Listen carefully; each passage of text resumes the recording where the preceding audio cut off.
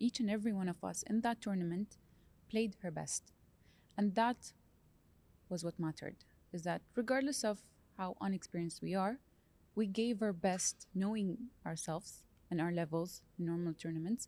We gave everything we could for this tournament. So we played in the best possible way just because we were representing the country. When it comes to competing, it's the flag that you carry on your heart.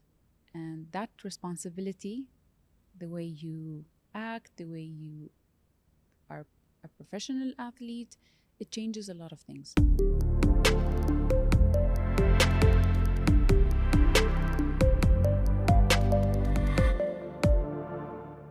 Hi, everyone. Welcome to our third episode of the podcast with Do Youth. For this episode, it's a special episode. We're discussing a journey of a person who goes through in the world of sports, how that in turn builds character through lessons learned, the feeling of winning and losing, how that builds character, and how we can use that in our daily lives. This episode is also in line with Dubai 30 by 30 Fitness Challenge. And our special guest today is Nouf Omar. Welcome, Nouf. Thank you. We're very glad to have you here today on our third episode. Thank you. I mean, I can do the introduction, but I would rather you do it. But just a brief of Nouf. She's a sportswoman, multi-talented, a pilot, an entrepreneur. And I would like to give the floor to Nouf for her to introduce herself. So please, Nouf, there you go. Thank you, Khalid. I'm very happy to be here as well. My name is Nouf Omar. I'm 26 years old from the UAE. I'm an airline pilot and I fly the Boeing 777 airplane. But on the side, I'm also a padel tennis player in the UAE national team and sponsored by Paddle Point. I'm also a home business owner and a public speaker. And I think that's it. And speaking of paddle tennis, we're basically at your home here in Paddle Point. You are welcome home. Thank you. We can see the courts here behind us. And I mean, you've probably went through so many ups and downs through these courts and so many tournaments that you've played, and you've gone through that kind of feeling of winning and losing and how that builds character. So could you really talk us through, before talking about specifically paddle, but maybe your journey going up through sports and what made you really feel that love you have for sports and eventually when it comes to competing as well? So just any history you have with the sports. I actually grew up in an athletic family. My father plays football and he still does at the age of 67, mashallah. MashaAllah. And my brother started playing table tennis when he was 7 and he's 35 now. He was the UAE champion for a very long time. I'm guessing that's where you get your racket experience from as well. I do used to have a table tennis at home all the time. So I used to practice table tennis, but it wasn't really my sport. So growing up in that environment, I was encouraged to try every single sport. So my dad started by teaching me swimming because he was scared I'd drown one day. He taught me football because obviously he likes football, basketball, volleyball, anything that includes running a ball. And funny enough, people don't consider billiard a sport, but he also taught me that, including chess. So he made me get exposed to different sports to try to find what is it that I actually liked, but also to have an active childhood and to experience different kind of experiences to figure out what is it that I actually like, because he grew up liking football and he knew being attached to a certain sport could build up the confidence in your character growing up. So I started by playing tennis actually in Al Nasr club initially. And that was supported by my brother because he plays in the Nasr club. And I played that for about 1 year. But to be honest, it wasn't my sport. I enjoyed volleyball more. And I used to do it at school. And I was in the school varsity team. And I remember my school teacher also supported me all the time and told me that you need to be playing on a team. You need to be in the UAE national team. And when the doors opened in Al Wasl club, I joined. I went to the tryouts and I made it to the team, and I stayed playing for about 3 years in Al Wasl club, including the UAE national team under 18, and we participated in tournaments in Oman and Kuwait and the UAE. And to answer your question, to be honest, I think my parents' support till today, even after 10 years of me being in the athletic world, they still come to see my games. They still come to support me. I remember when I was playing volleyball back then, they drove to Oman to see me play, and to have them in the audience, to be honest, was my biggest support. It gave me confidence, and not many parents do that. Unfortunately, not many parents attend their children's sport activities, and that was like a big support for me in my entire career. Even today, as I said, in padel, they would come, they would watch me. My father joined us in the World Championships Asia qualification. I took him with me to Egypt, and it was very cute to find him with us. You know, he was the father of everyone at that stage. So being there physically is what kept me going all these years and kept me encouraged to try different sports. And I'll share different stories later. But so I stopped volleyball when I joined the aviation industry because studying was a priority over playing volleyball. And as a sport, volleyball needs more consistency. I used to train in school 2 hours daily for 5 days a week. So I basically didn't have a life. I had school and volleyball. That's all I knew. And anyone who would ask me what I wanted to be that back then, the answer would be a professional volleyball player.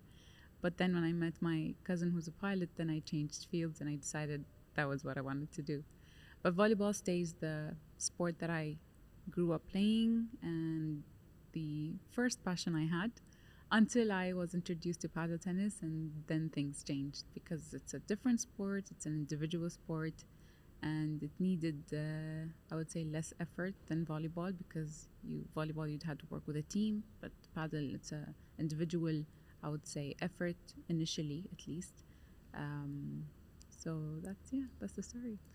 That's a beautiful story. Thanks for sharing that. And I think the takeaway from that is really to diversify yourself in terms of sports and to have that important emotional support as well from your family, from your friends, and coming back just to how supportive your father was in terms of your growth. Say, for example, someone who doesn't have that kind of support when it comes to their upbringing. What kind of advice would you give to maybe not them specifically, but maybe schools, for example, or universities? And it's very important for people to kind of be exposed to these sports and not for them to just go and seek them out on their own. And I feel we're very grateful to live in a country where, you know, a lot of sports is exposed to us, and I think like that's very important. So the takeaway here is, I would say, just expose people as to many sports as possible. Correct. Just going back to as well to the competitions that you were involved in, whether that's volleyball when you went to different countries, and or paddle tennis, and I feel like I just want to touch upon how important it is to be in the competitive world, but knowing that you have that support system as well, and how that kind of aids you into competing and performing really well in the competition stage. So what would you say is something that really does help you when you're in competition, when all that pressure builds up, all the stress of, you know, wanting to be in the number one, and how do you handle that pressure? Okay, when we participated in the World Championships, we were country 17 out of 17 countries, and this is the result that we ended up with playing in the tournament. For people, it might be like you are the last position, you know, and the last ranking. Mm-hmm. But for us as Emirati girls who have started playing the sport only 2 years ago, participating in the World Championships in the first place was a pleasure for us, and it was something I think that not many people get to experience. And we were very grateful to be in that position, to have the UAE host that championships, to give us a slot in that tournament. But what we learned is, regardless of how unexperienced we were, playing in that tournament, one, it increased our confidence in the sport itself, built our confidence as a team. You know, we were the only Arabic country we were the only Arab country to participate in that tournament as girls. Mm-hmm. So we were proud to represent the UAE. And I think each and every one of us in that tournament played her best. And that was what mattered. is that regardless of how unexperienced we are, we gave our best, knowing ourselves and our levels in normal tournaments. We gave everything we could for this tournament. So we played in the best possible way just because we were representing the country. And when it comes to competing, on the national team, it's a bit different than you're competing on a personal level. But let's talk about national team. It's the flag that you carry on your heart. And that responsibility, the way you act, the way you are a professional athlete, it changes a lot of things. On a personal level, if we talk about the tournaments that we join with different partners, not necessarily under the national team, there's always going to be a winner and there's always going to be a loser. You just have to learn from the mistakes that you've done and take that forward. And the more we practice, the more we become better. And this is something my brother taught me when I was about 19 and had to do with aviation. But he told me, consider everything a sport. Anything you want to be good at, consider it a sport. And he knew I would understand because I was an athlete. So he said, the more you practice, the better you become. And it's just like everything else. Like if I want to finish a book, right? The more I practice, the more I read, eventually I'll finish the book. And it goes with everything else. Building habits, building new talents, or finding or enhancing your talents that you already have. It all needs practice and it all needs patience. And one day you're going to win, but the other day you might lose. And for a long time, you might be not winning. But that doesn't mean you are a loser. It just means you're in the learning process. Correct. And one day you will reach the point where you win as well. It just takes time, effort, and a lot of other things. Right. And when we're going back to winning and losing and really on the path of, say, for example, let's say a losing streak, and then someone comes out of that and then suddenly they're winning, and people say they might have it easy, but in reality, in the background, they've been working so hard to kind of go back into that winning streak. And I feel like when you gave that example of when you were 19 and your brother was giving you that kind of advice, I feel like discipline as well is something some people can take away from sports. Would you say that you agree? I mean, like, even when it comes to your day job, which is flying airplanes, and when it comes to sport, you're learning that kind of that kind of discipline where you have to be there all the time. Absolutely. And you have to give 100%, and Absolutely. For you to kind of get those results back. And what would you say you took away from sport that can help you in your daily life? I remember when I first was introduced to padel tennis and when I realized it's my new passion, when my work schedule would come out and that would be the priority, I'd put it down on a piece of paper, right, on my calendar. And the next thing I would put is padel training. So I would play 3 times a day. And for some people, that's a lot. But I didn't care. Like, I really wanted to get to the level to join the national team, and that was my goal. So for 1 year, 1 full year, I invested in myself. I took training with the best coaches before I was sponsored by Paddle Point, which I'm very grateful to Paddle Point, who have taken me after 1 year to help me enhance my athletic, let's say, journey and as a paddle tennis player. But before that, I really worked hard to reach the level that I am today. And it all comes to what you said, discipline, right? Priorities. What are my priorities? Not being late for trainings, because every minute counts, right? Every minute you're in the court makes a difference. And the difference you might not see on the day, you might not see in a week, but you might see in the future. And that is what we need to remember as athletes, is that training could be hard. The result might come very later, but it is all worth it. And that discipline that I learned is to make sure that I'd had my goals and my time scheduled based on my priorities and on what did I really want to achieve. So I based my schedule, my time based on that. And same goes with aviation. Like, this is what I learned from aviation, is you have to have an on-time departure. If you're late 1 minute, then a lot of things could be affected, right? Your arrival into the destination and all these things. So it's the same with sports, really. Time, priorities, and really taking it seriously. Because if you're just there to have fun and waste your time, then what's the point, right? You whatever your goal is, you need to work towards that.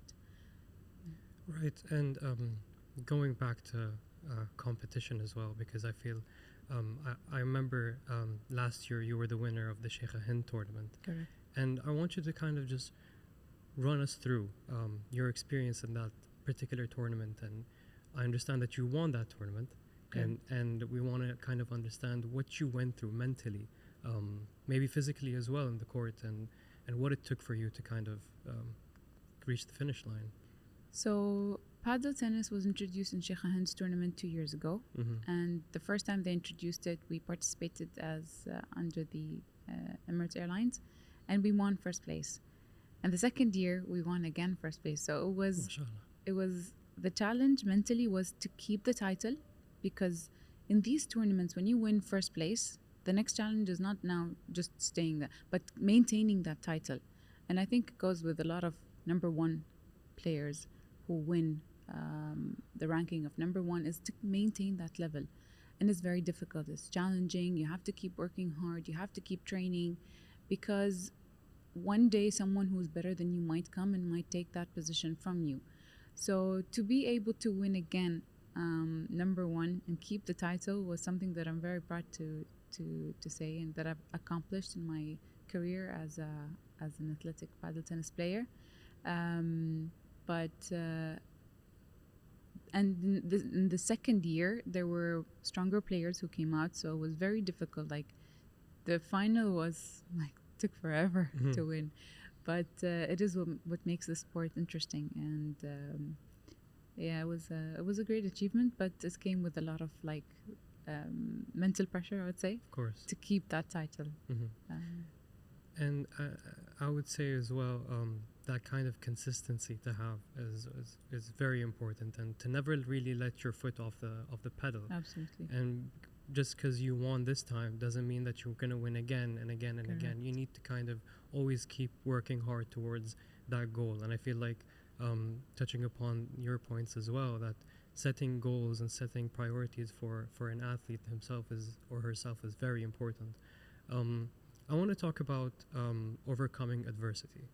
And when this is specifically when it comes to setbacks, say for example injuries or whatever that may happen outside of the court, maybe in someone's personal life, someone's going through something and they're not performing well in the court. That kind of motivation, people can lose it. I mean, we're human. It's normal. What do you think are the most important factors to always strive to keep that motivation going, to keep that drive going, to always aim for that number one no matter what happens? Talking about injuries, I remember back when I was a volleyball player, I used to come home like once a week at least with like a twisted ankle. And I remember once I was about to break my pelvis, and when I came to my dad to tell him that this is what happened, or he would see me walking, home with a twisted ankle, the expression on his face was so soothing and calming that it made me continue playing. And the reason why I say this is because he used to tell me, any injury made from sports, don't worry about it, you're gonna recover and you're gonna be fine.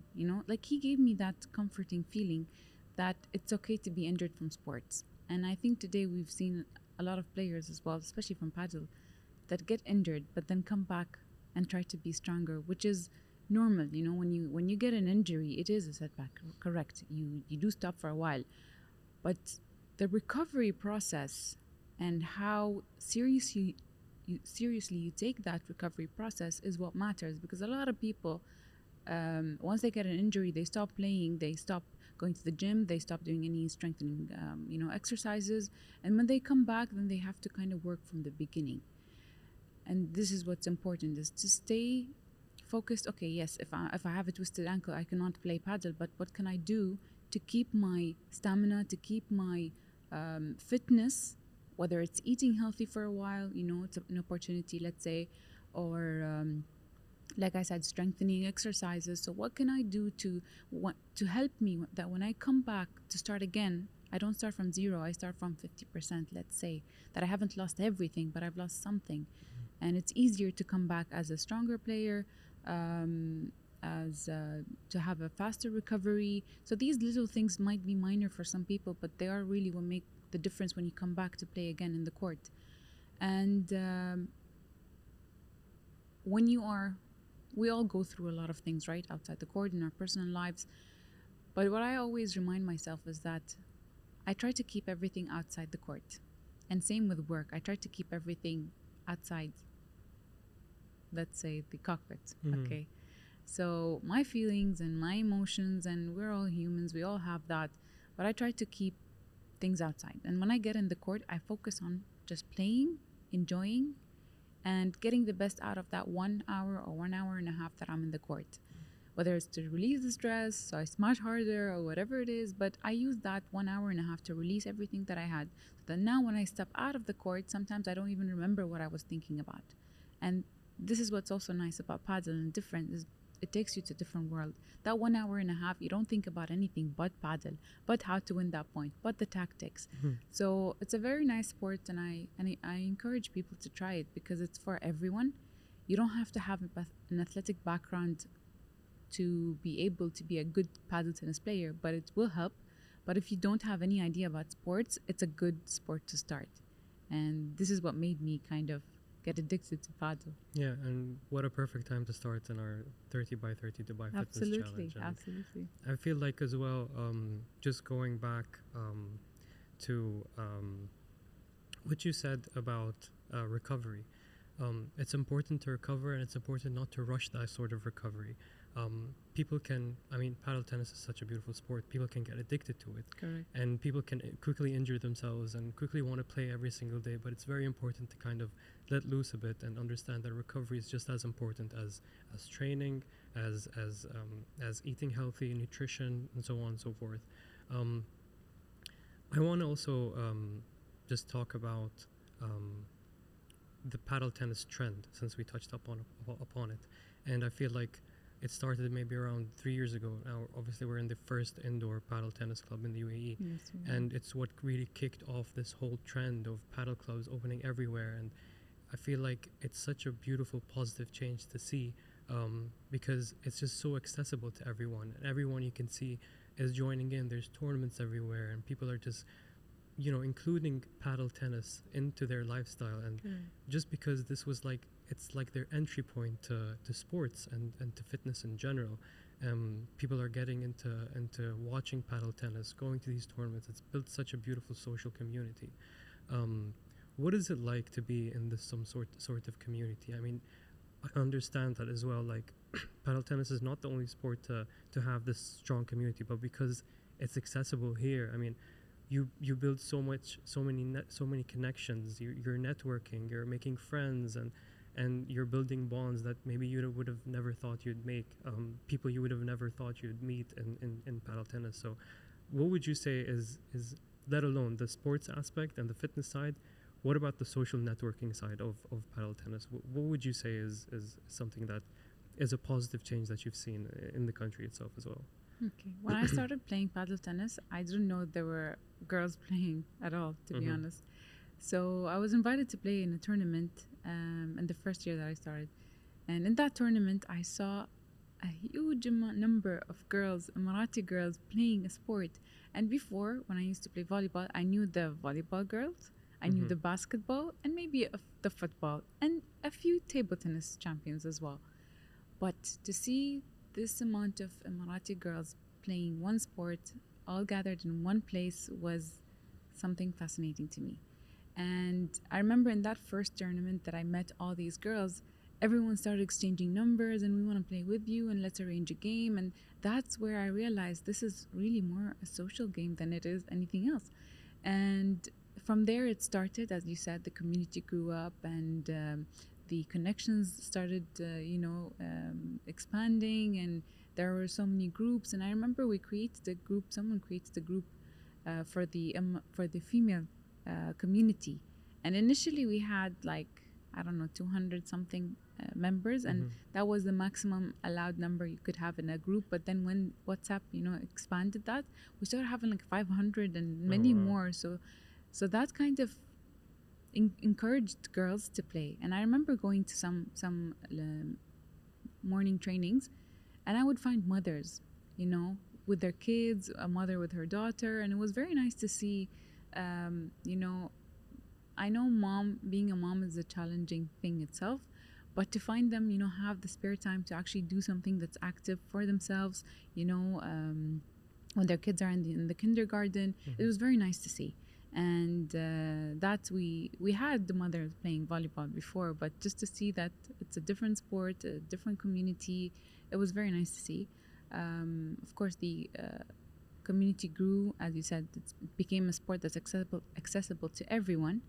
And I think there's a very big, bright future for padel tennis in the UAE. Especially now, we have the under 18, under 16, under 14 participating in the World Championships. Correct, in Paraguay. For the juniors, exactly. So this is a start as well. So we played the World Championships, and now it's their turn to play their World Championships. So it has a future. They are focusing on the youth as well. With the 30-30 challenge, there are a lot of padel clubs that are offering free coaching sessions.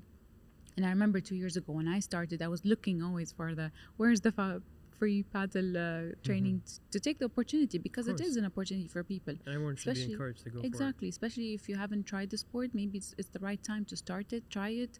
Maybe you like it, maybe not. And not just padel tennis, any other sport, to be honest. This is the right time to try, because I remember going to yoga classes by the beach as well because of the 30-30 challenge. And I realized yoga was too quiet for me, but nevertheless, it was an opportunity to try it, and I took that opportunity, and I encourage everyone to do that, especially that now it's available, it's accessible. We have this every year, but it's good to start somewhere. Right, and I want to touch up on the youth as well, because it's such an accessible sport, and it's such a young sport, and compared to other sports we've had over the years. I feel like maybe you could agree on this as well, like people joining paddle tennis as early, like as people who are maybe in the universities or in schools, and people listening to this everywhere that want to join the sport. There is a future out there for people who are joining, and for you to kind of be competitive in that sense. And there's so many tournaments out there, like you mentioned, the World Championship qualifiers are ongoing right now, and the different national teams that are participating, and you yourself being from a national team player as well. Would you say,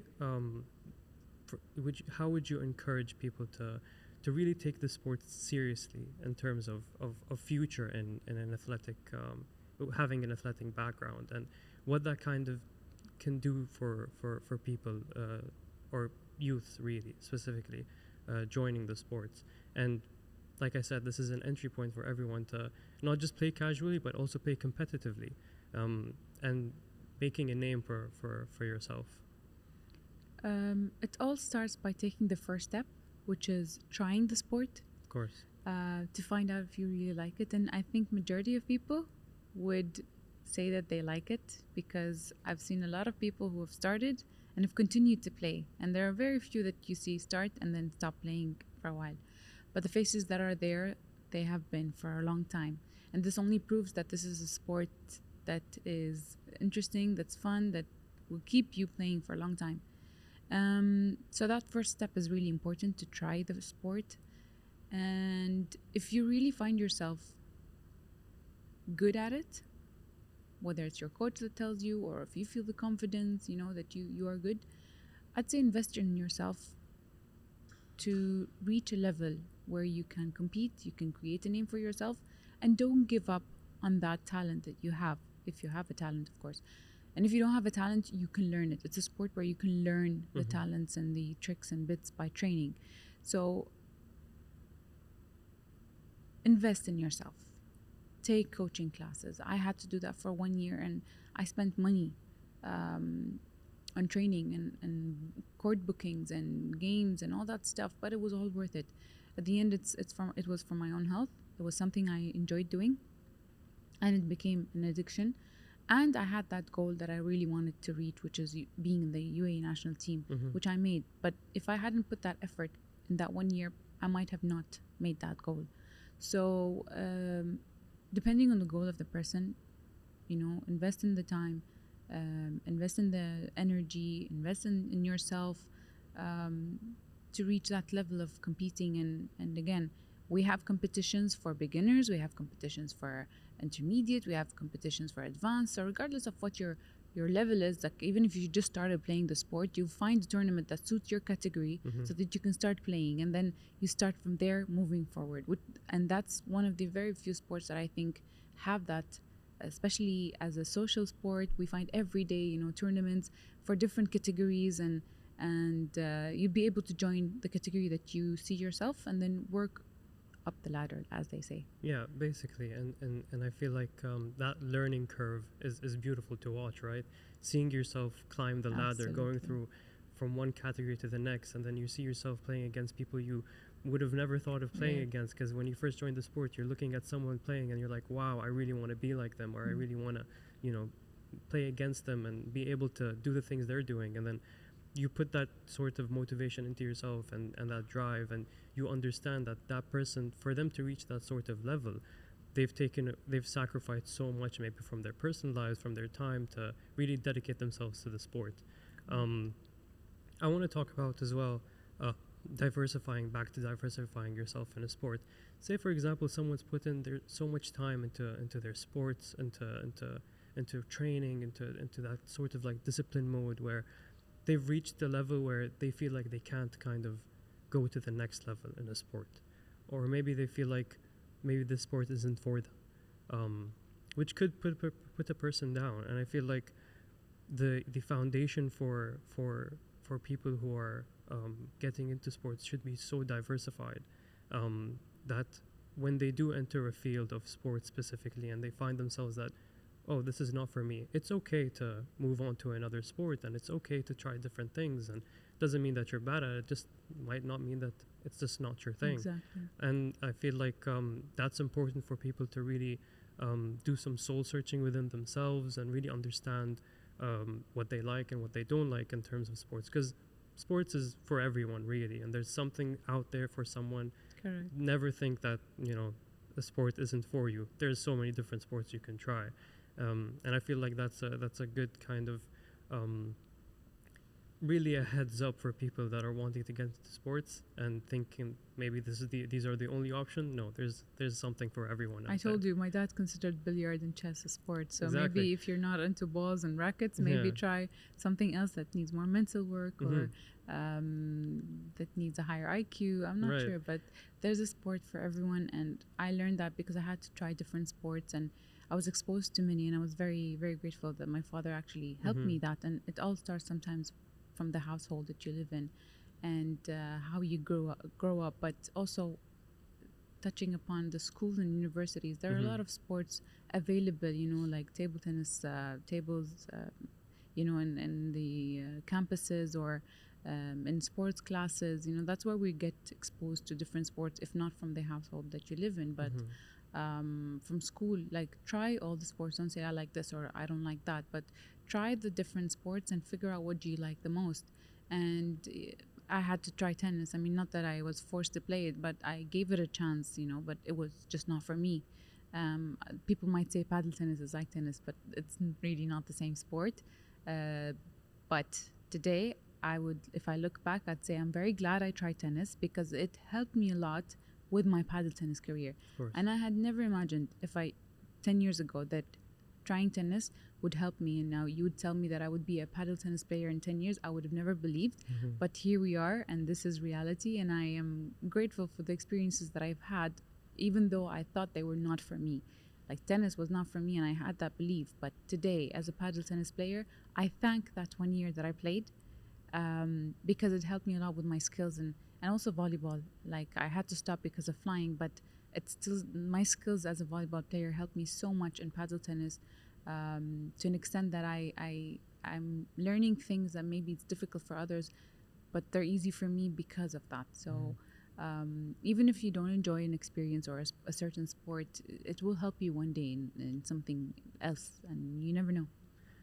And when going back to your father teaching you about billiards and chess, those are very strategic games, and you need like or you develop very high IQ through those games, and they might not be a sport where you have to kind of run around, chase something, or hit something.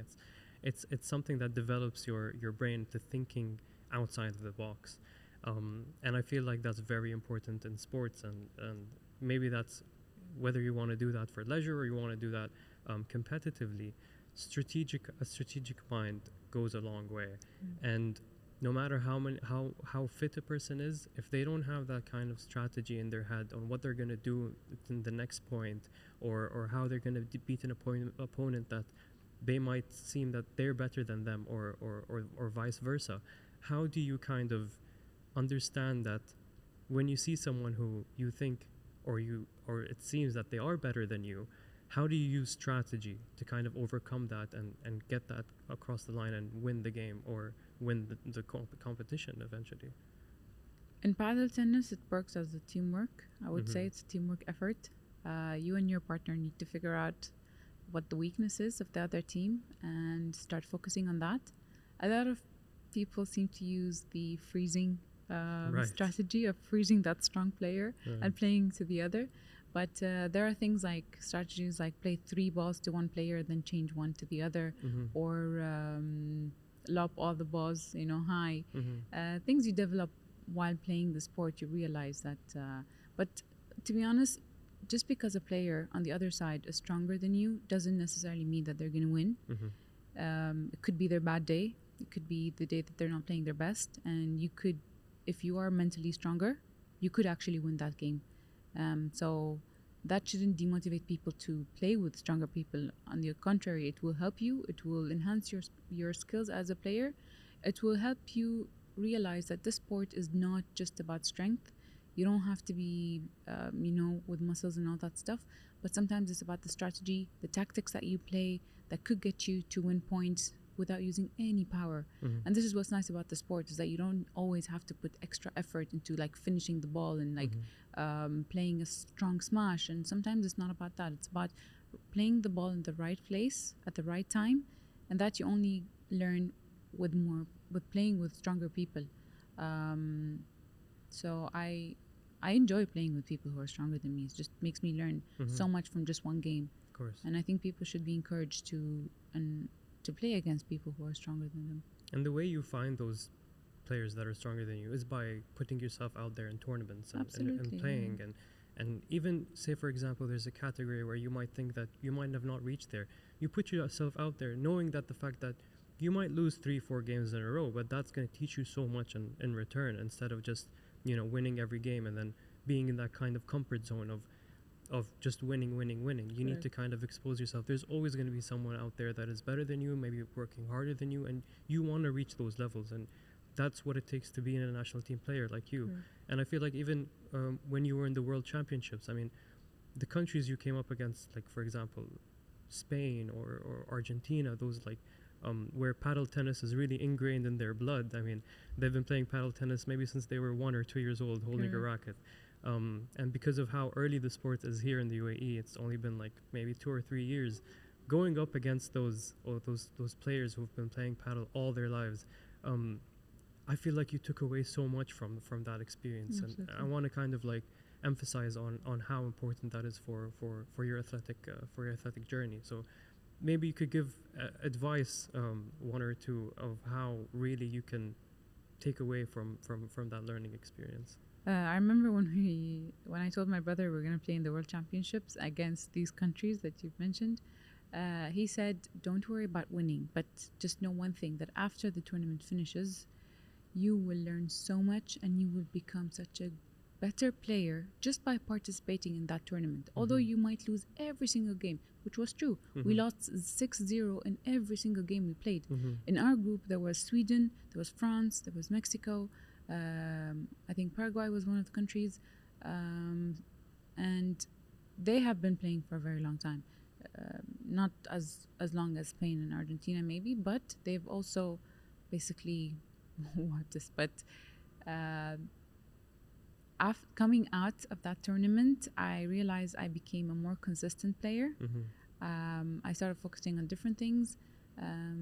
Yeah, they were all stronger than us, but But as I told you, we were playing our best, to be honest, in that tournament. But then when you look at the videos and you see the mistakes, you go like, okay, I could fix this, I could do that.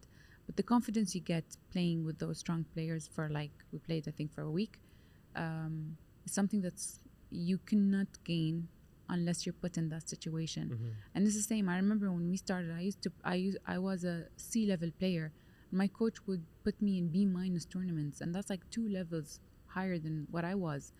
But that exposure to the fastball, to the running, it just gets you to, learn more about the sport in terms of where should you be, where should you not be, and learn things from the fast pace of playing. Same with playing with mixed tournaments like male and female. It also teaches you something that, that usually guys are more aggressive, they play faster balls. So I learned a lot from these tournaments, and I encourage people to get out of their comfort zone, not just focus on winning and playing in the in the category that you are, but play with the higher categories as well. And that is where the learning experience is actually. It's not about just being the best and playing and winning on let's say lower categories, but it's about getting exposed to the fast-paced games, to the more running, to the different techniques that experienced players have. And it's all about exposure, and that's how you learn. Yeah, and exposing yourself as well to that sort of high pressure, being in the world championships, you feel like you have nothing to lose because absolutely, yeah. No one's expecting anything from us. They know our level. We know ourselves, but yet that before every game, the coach would say, "I'm not expecting anything. Just enjoy and play your best." Yeah. And this was what was important for us, to give our best in that court, to give our best performance for the UAE. And you know that the whole country is backing you. I mean, they're all supportive of you, and everyone was there, I think, and you can see that kind of bond that really is so evident between the national team, whether it's the male national team or the female national team. Everyone was there to support, knowing that the fact that we're such a young country in terms of the sport, and it's beautiful to see how that went through. All right. So Nouf, thank you so much for everything that you've talked about today, sharing all your experiences, your journey as an athletic person, and giving us a really good overall idea of what it takes to be a sportswoman in today's world. And we talked about so many things, and I hope people can take away from this podcast, really being motivated and having that drive to go out there and try the different sports, whether it's paddle, whether it's tennis, whether it's volleyball, whatever there may be. Like we said, there's so many sports out there for a lot of people, and it's encouraging to see. So Nouf, if you have any closing remarks you want to say before we end the episode, you're more than welcome. And like I said, it's a pleasure to have you here with us today. Thank you very much for having me. The pleasure is mine. My advice would be for people to really try different sports. And if it was a goal that they have set, is to work hard on it. Because to reach a level, whether it's athletic, whether it's in any area of your life, you really need to put the hard work, because it's going to be your energy, your time, maybe your money that's going to be put in this. So when we talk about, let's say, university majors, right? Parents always tell their kids what to study, what to do, what to be. But it's not the parents that's going to be studying for 4 years. It's not the parent that's going to be spending time in the university and sleepless nights. It's the person, the kid itself, right? And this goes by with everything else, for me at least. This is how I see things, is that you need to choose what you like, and then you need to put that energy, the hard work, to reach the level that you want. Now, let's say you don't want to be a professional paddle tennis player or and let's say you don't want to be a professional player. You just want to try the sport. Go ahead and try it, because unless you try it, you will not know if this is what you really like or not. And it's all about exposure. Expose yourself to different sports. Today in the UAE, we have a lot of facilities where there are only women and not mixed environments. And I think this helps for people who don't feel comfortable, training, playing in a mixed environment. So there are a lot of facilities, including paddle games and paddle tournaments that are ladies only.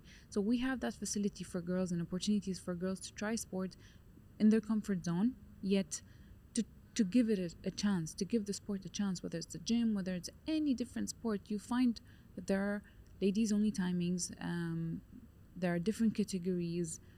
It's all available. You just have to find what you really like and work towards that. Right. And for the youth as well, like put yourself out there and go try these sports, and we might have another success story like Nouf Omar. Inshallah. Nouf, thank you so much for having us Thank today. you, Khalid.